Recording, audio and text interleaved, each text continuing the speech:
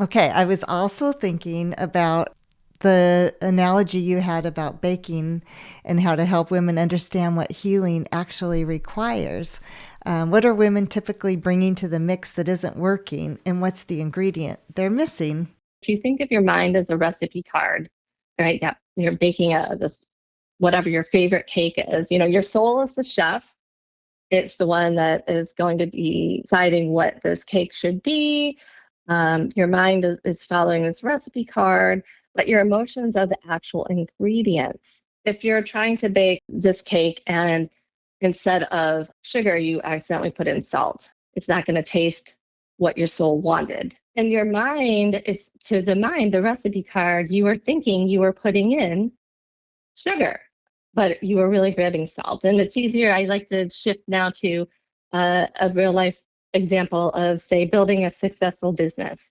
Hey, I want to build my business. When I started my marketing business, hey, the great ingredients is confidence and determination, which, hey, I'm a Gen Xer. I have plenty of this, right?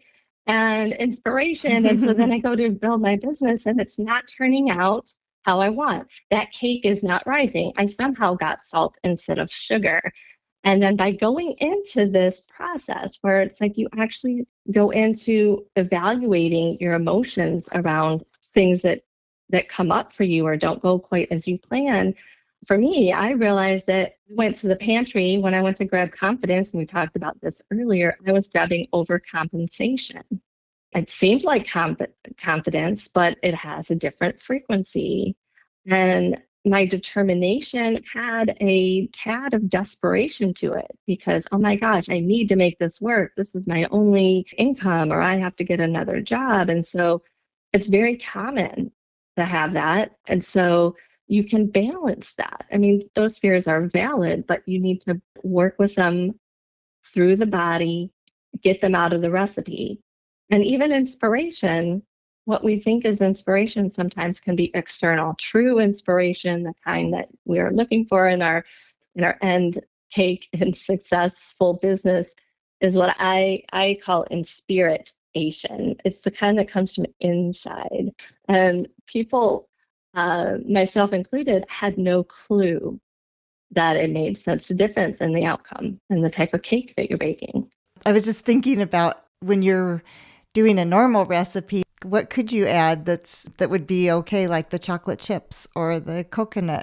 So what could you bring to the table in some of those scenarios you just described that are helpful and they are add-ins and they're welcome anytime? The more that you learn about yourself and what truly makes you happy, those are the sprinkles. Those are the extra flavoring. Those are the things that make that cake even more delicious. Those are the good things, right, that you want to add. So you can expand on that, but you're solid, hey, I wanted to have this business work and it's crickets out here, or back to the cake analogy, oh my gosh, I added salt instead of sugar. This tastes horrible.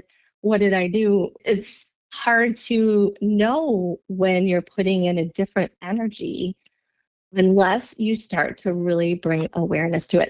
And people say everybody has their theory on the greatest fear, right? Speaking can be a greatest fear. I really feel like people's greatest fear is self-discovery Hmm. because we've been ingrained that that means we have to go back into our deep dark past. We have to revisit things. We have to think, you know, um, go through stories that are just keeping us in the loop. And that's what the story does. It can keep you in that loop, and you will repeat that pain or that fear because the story is external. When you're healing, and we're talking now about the body and how the body works and the chemicals of our emotions, it doesn't care about the story. And our mind doesn't know the difference between the past, the present, and the future. Everything is technically, like, if you think of a memory, it's happening in your body now. That's the power of the joy, micro moment of joy that I use as the reset. But it can also be what keeps you in a negative or uncomfortable pattern. If you keep focusing on what happened to me, what happened externally to me, instead of how can I shift this? I have the responsibility in my body. I have the power to do this. This is teaching me something about myself. I'm building this wonderful cake with chocolate chips and sprinkles. And so all it is about feeling safe enough to recognize the emotion and then feel it and say, I no longer choose this. I choose joy.